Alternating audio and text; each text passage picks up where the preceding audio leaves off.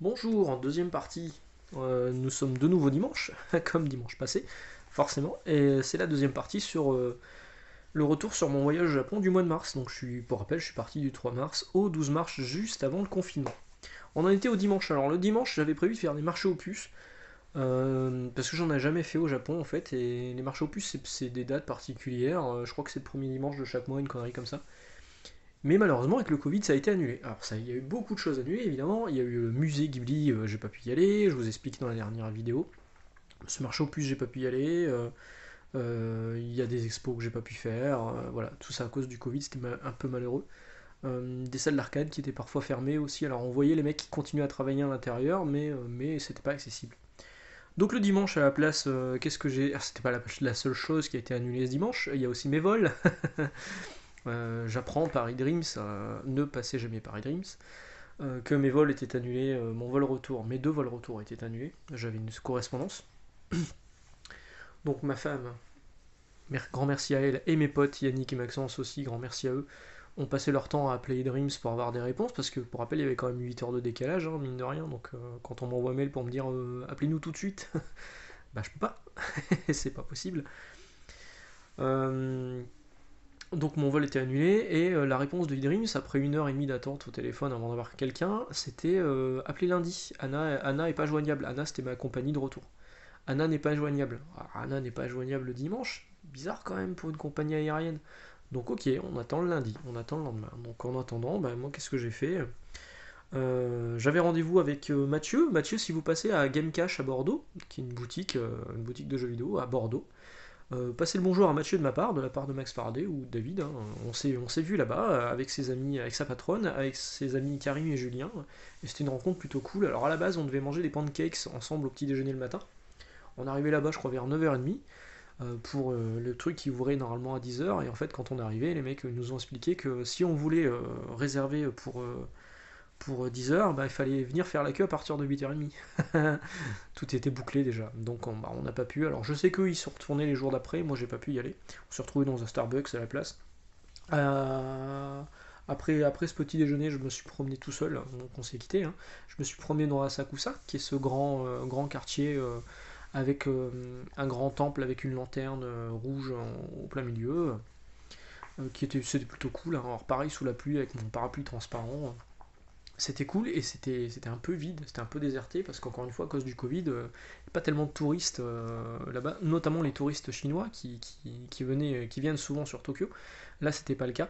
Euh, à titre indicatif, par exemple, sur Akihabara, il y a une boutique qui s'appelle Laox, qui est la boutique de référence pour tous les touristes chinois. C'est-à-dire qu'en général, il y a des cars de touristes chinois qui arrivent, qui les déposent à Laox, ils font leurs courses, ils remontent dans le car, ils s'en vont. Bah là, il se passe jamais rien en fait. Là où c'était vide, il y avait deux mecs qui attendaient des bus, mais personne n'arrivait hein, parce qu'il n'y avait pas de touristes chinois.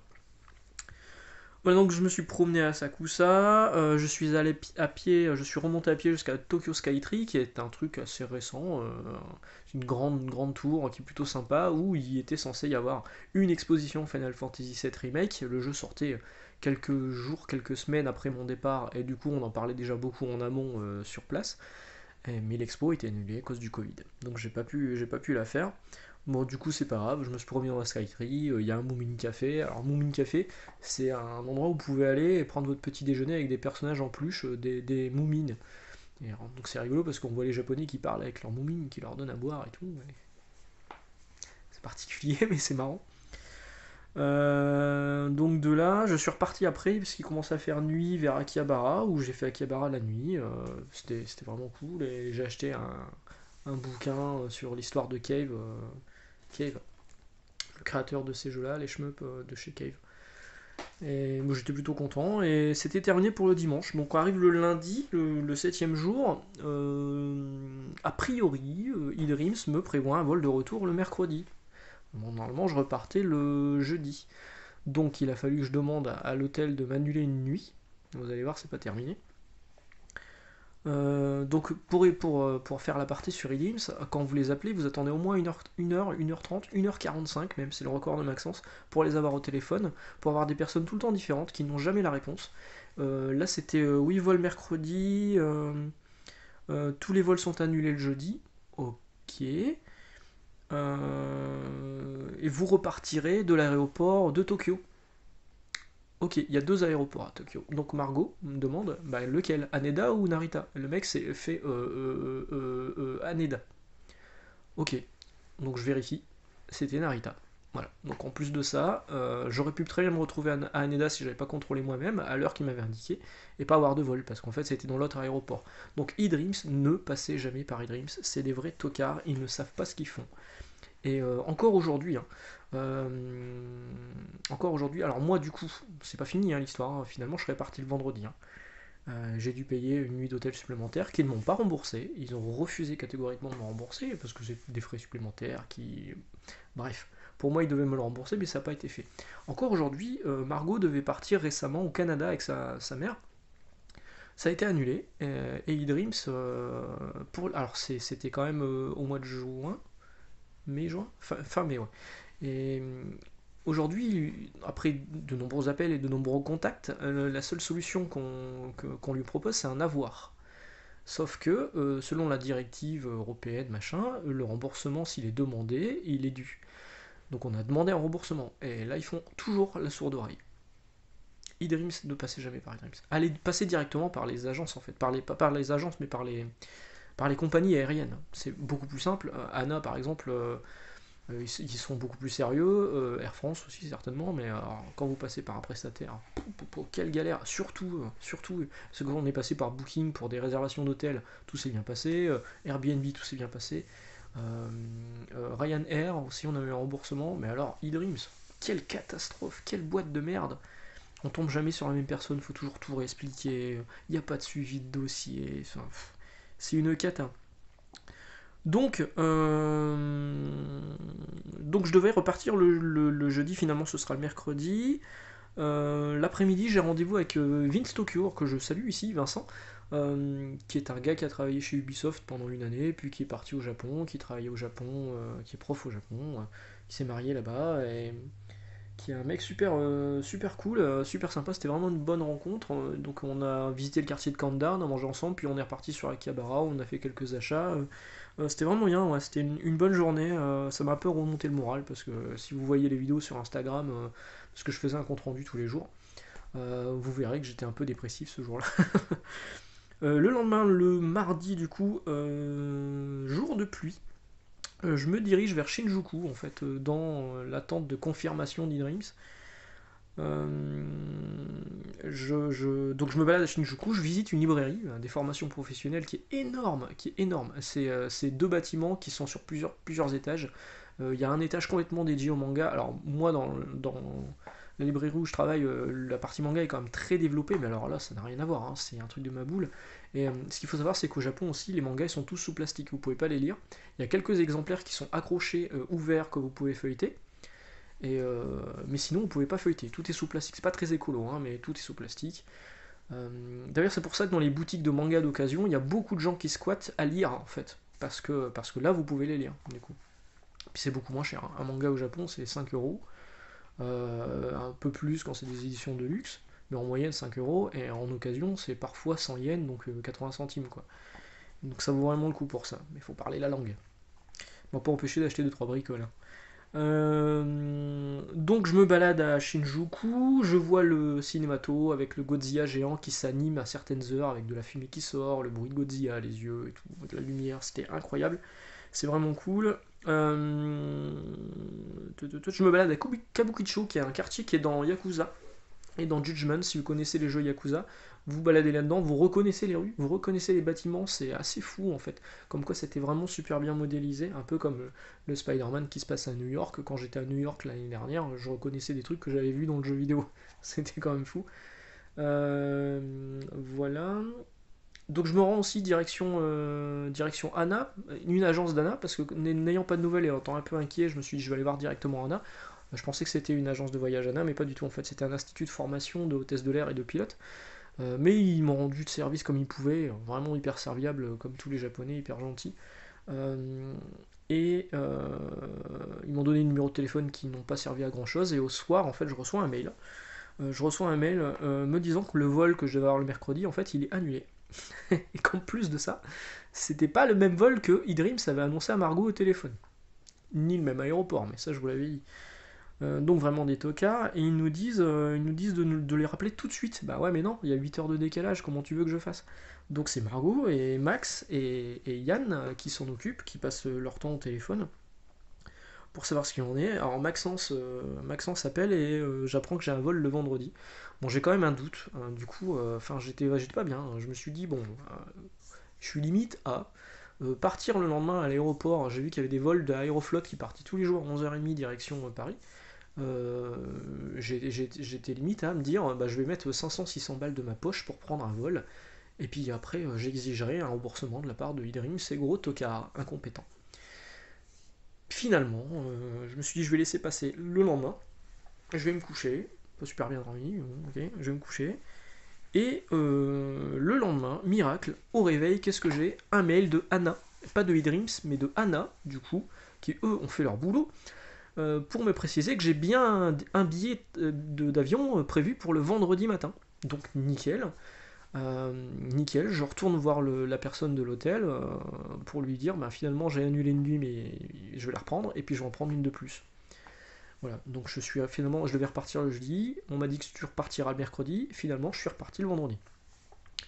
Donc, on est donc le mercredi matin, le 9e jour. Je me dis, tiens, je vais aller prendre quand même un billet express pour le Skyliner, parce qu'en fait, quand vous arrivez de l'aéroport de Narita, il y a deux solutions pour rejoindre Tokyo. C'est le Keisei Express qui met 1h30 à peu près et qui coûte 10-12 euros, ou alors le Skyliner qui coûte entre 15 et 20 euros, mais qui met 45 minutes à arriver. Donc je me suis dit, je vais pas prendre de risque, je vais prendre le Skyliner. J'ai pris un billet pour le Skyliner.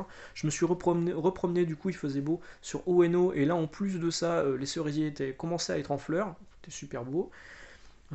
J'étais bien content. Je me suis baladé sur le Ie Jinja, qui est un autre temple. Et en fait, il y avait aussi encore des torii, des trucs comme ça, là. Mais encore une fois, rien à voir avec le Fujimi Inari de Kyoto.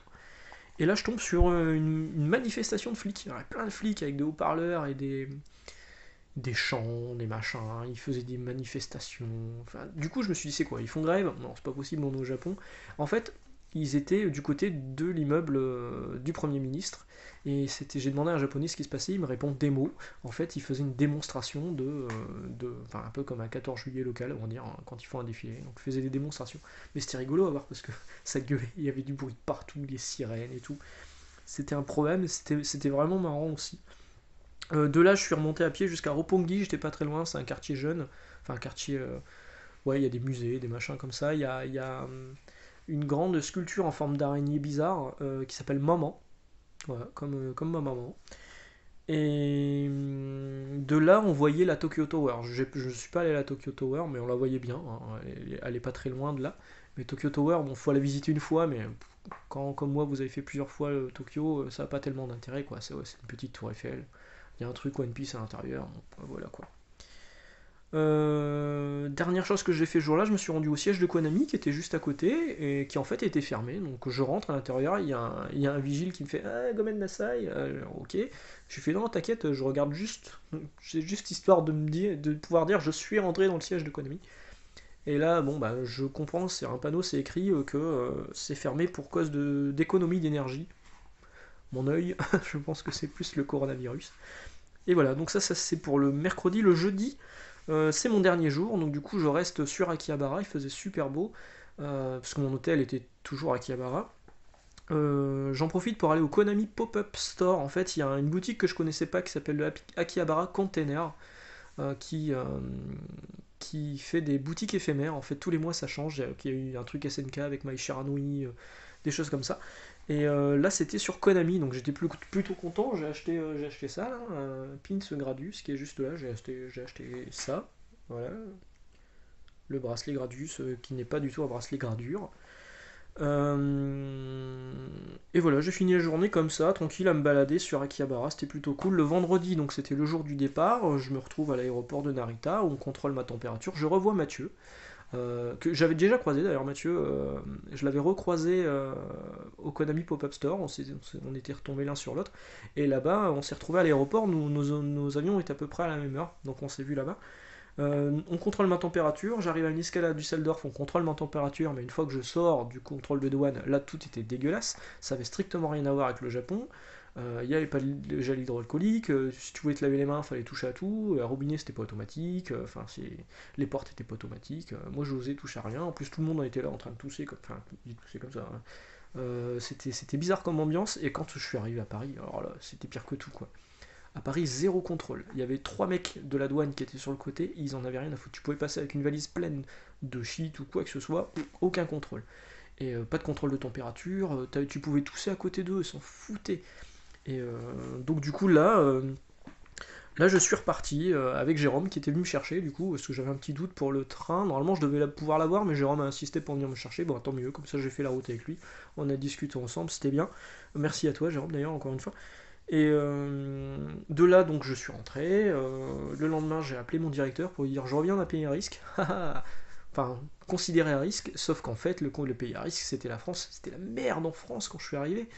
Et du coup, j'appelle mon directeur. Je fais ouais, mardi, je reprends le travail. Normalement, est-ce que je dois avoir 15 jours de quarantaine? Est-ce que tu peux voir avec les RH? Il me dit oui, bah j'appelle lundi. Et en fait, le lundi, on était en confinement. Macron a annoncé qu'on était en confinement. Voilà, un dernier petit mot sur la situation du coronavirus quand j'y étais au Japon. Donc en fait, effectivement, tout le monde avait des masques. Il n'y avait pas vraiment de pénurie. C'était un peu plus dur à en trouver que d'habitude, mais il y avait quand même des arrivages réguliers. Même sur les salles d'arcade, en fait, je fais beaucoup de soirées dans les salles d'arcade. J'adore les jeux d'arcade. Et dans les salles d'arcade, en fait, vous rentrez, il y a du gel hydroalcoolique. Toutes les machines sont nettoyées régulièrement. Il n'y avait pas vraiment de soucis.